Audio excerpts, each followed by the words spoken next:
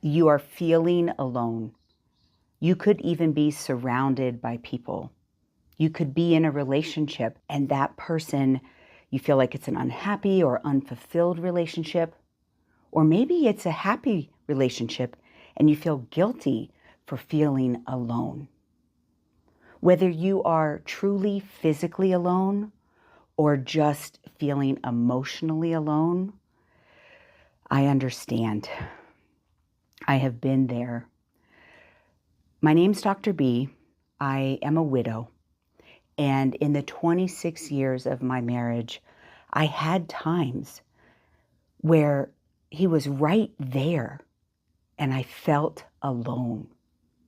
And I even feel guilt for that because he was a good man. He was doing his very best and showing up and trying to show up mentally and emotionally.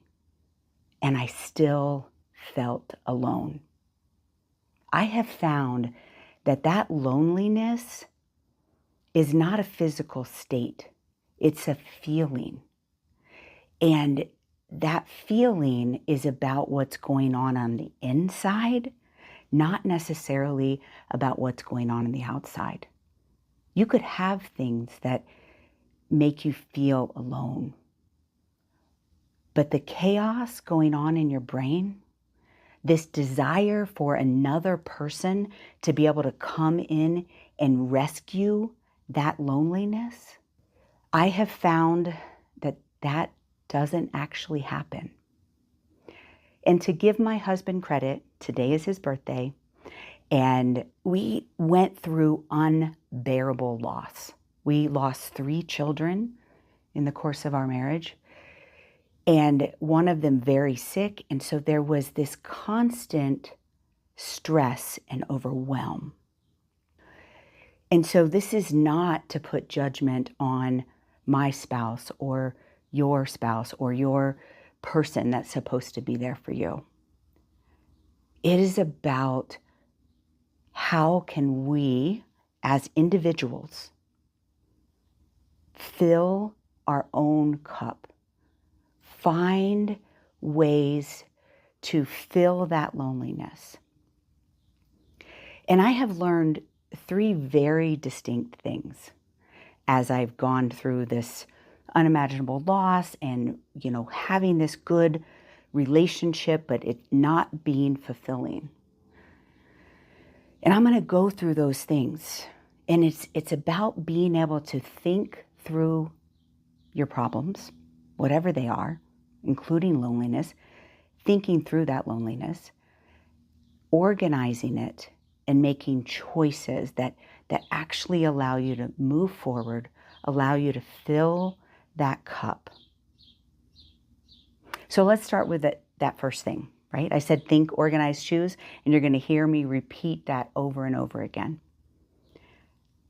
We all think we know how to think, right?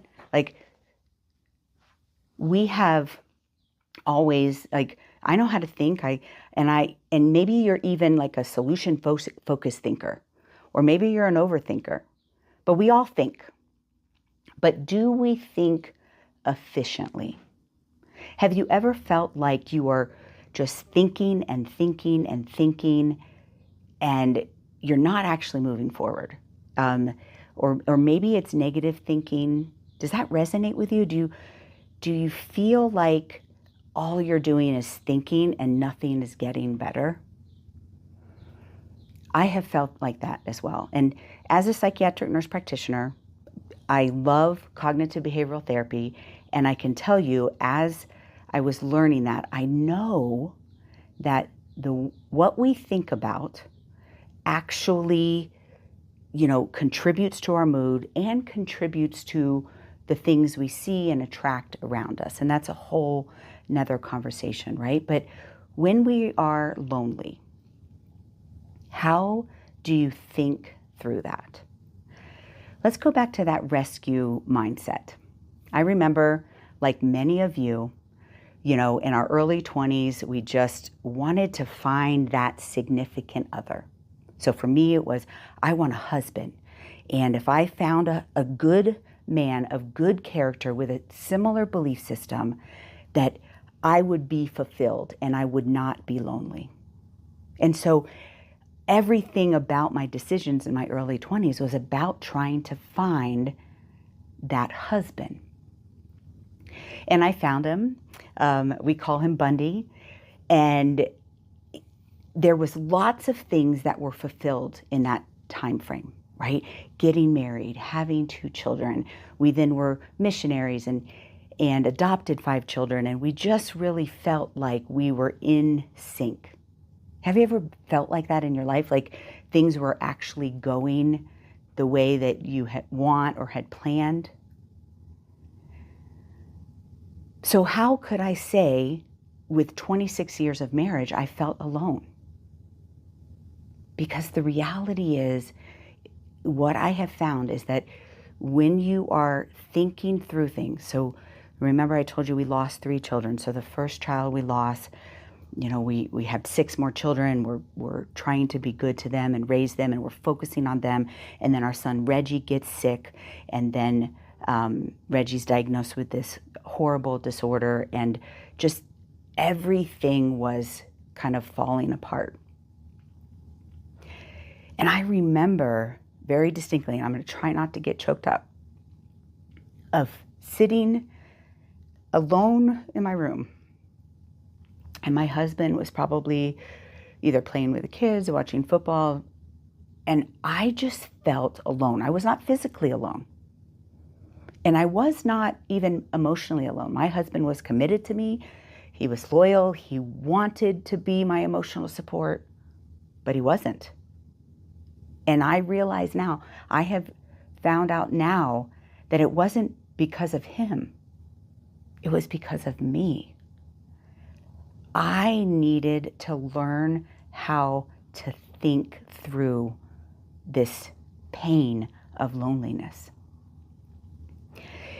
And so what I realized in this first, remember I told you I have 3 things: think, organize, choose. In the think, you are responsible for how you think and what you do with that and how you learn from it.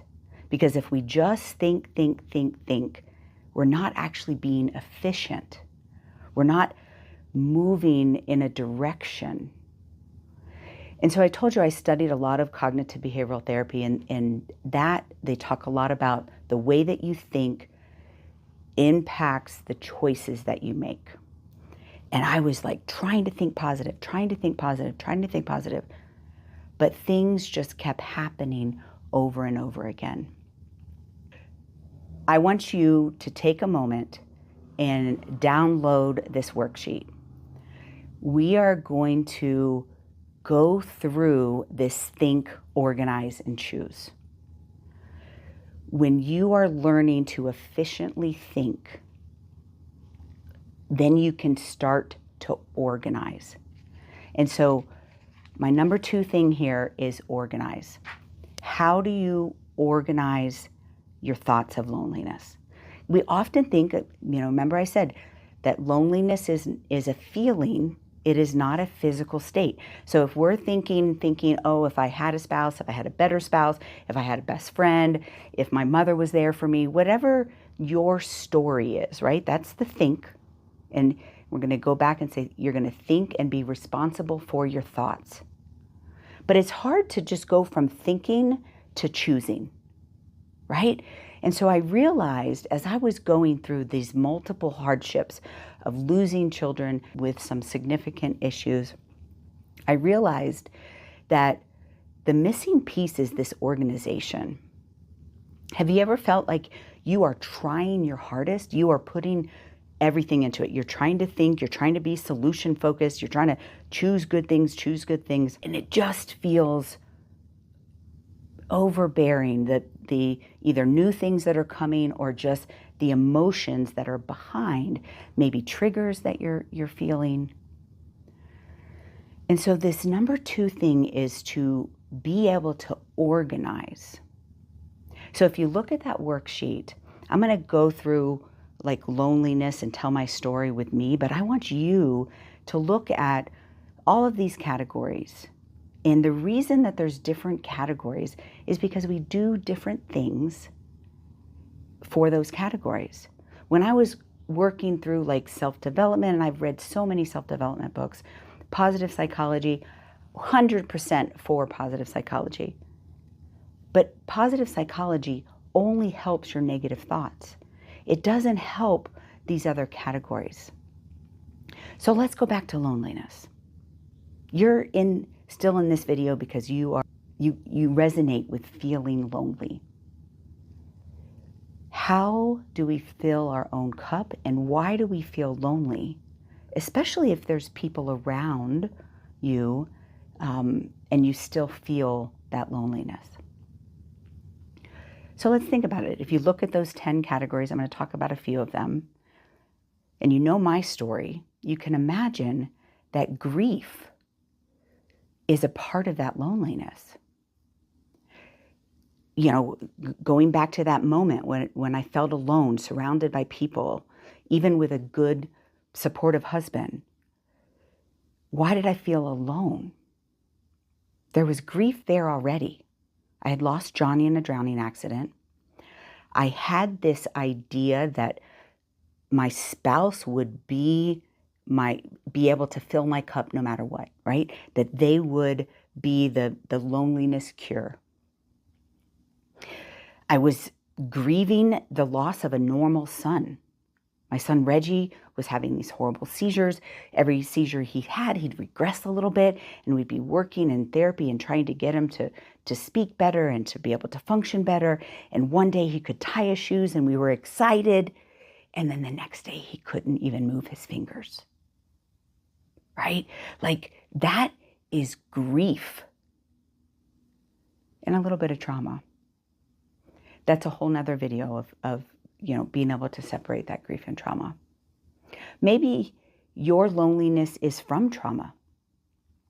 Maybe you've had multiple relationship failures or people who have just hurt you over and over again. Maybe all the way back to your childhood, of feeling lonely and alone. That's trauma. And so in this organizational phase, and I want you to get your worksheet out and actually write these things in the categories. How is your trauma impacting you? Because we deal with trauma and grief differently. What about spiritual conflict? Loneliness. I can tell you that many people that I would go to in this time in my life were my community, which I do think it was a support. They had a strong religious belief system. And the words would always be just trust in God, lean on God, and everything will work out to a positive. You can imagine, as you progress through my story, I didn't have a happy ending. I lost my children. And so even then, as I was hearing those things and I was trying to hold on to those things as a positive truth, right? That's positive psychology. That's using scriptures and things like that for positive psychology. And that's okay. And that can help your negative thoughts. But the grief of the fact that none of that was coming true, that my son was continuing to get worse and worse and worse, and that I felt alone in this, even though I had someone right next to me, was a spiritual conflict for me. I believed in a God. I shouldn't feel lonely. I should be able to say, God is with me and have that feeling and that security. And I did not. I did not feel it. And so being able to put that in a separate category, spiritual conflict, is what I'm teaching. That there's nothing wrong with those words and the things that they say, but how does that make you feel? If when somebody says something positive, you go, eh, then that could be a spiritual conflict. And we could go on and on about this, but this is what I teach in the Mentally Strong Method. Let's get these things into a very clear organizational pattern so that we can choose, right? So I talked about number 1 is think. You are responsible for your thoughts. Number 2 is organize, and that's a choice. It is very comfortable, not easy, but comfortable to just sit in our thoughts. But to organize them takes an action. But then the next action, number 3, is choose, right? Can you choose to move forward, to confront this, whatever the cause of your loneliness, right? Your loneliness is really about coming from within, right? And so many people talk about, well, just choose to be happy, just choose to think positive. There's some truth to that. I don't want you to throw that out. But when you've gone through this process of think, organize, and then choose, the choices that you're making are much more intimate. Give you an example. The grief. Obviously, grief is a big part, is a huge part of my story. And maybe it's a part of your story, because grief is not just losing someone. Remember when I was telling you, Reggie was still alive, and I had hope that he would be healed. But my grief was that, gosh, he's not normal. No matter how hard I try, he just keeps getting worse, right? Every IEP meeting that I would go to, IEP is like the meeting that special kids have to go to with the school system to make a plan for them to be able to be educated. And every year I would leave thinking, okay, we've got a new plan, we're going to work to this, and we're going to make progress. And then every year I would go back. And not only did he not meet his goals, we had to decrease his goals. That was grief every single time. You likely have grief in your life, and maybe you're just trying to push through and stay positive. And I want you to stay positive. That is going to help your positive thoughts. It likely won't help your grief, right? And so in grief, we have to stop and feel the pain, which is different than trauma. Trauma needs to be processed outside of the body. Grief is a part of your story, the things that you have lost. But when you hold on to it in the midst of trauma, you're actually holding on to trauma. And there's tons of research that says you got to get rid of trauma. Trauma is not healthy. There will be physical manifestations if you don't get rid of trauma. So these are all these things, right? So figuring out why you feel lonely. Maybe it's a spiritual conflict. Maybe you don't believe in a God at all, but your soul feels lonely. Can you go inward and connect with your soul? Loneliness is part of a spiritual problem, and being able to identify it as such allows you to take the time to make sure that you are addressing it and dressing it differently than the grief. So you have your worksheet out. I want you to look at those things. I want you to stop. I want you to write down how you're feeling in those different categories. All this organizational piece. And then for each one, I want you to choose what you're going to do about it. This is not one choice for all of the things. It is creating your own plan to embrace the journey of mental strength.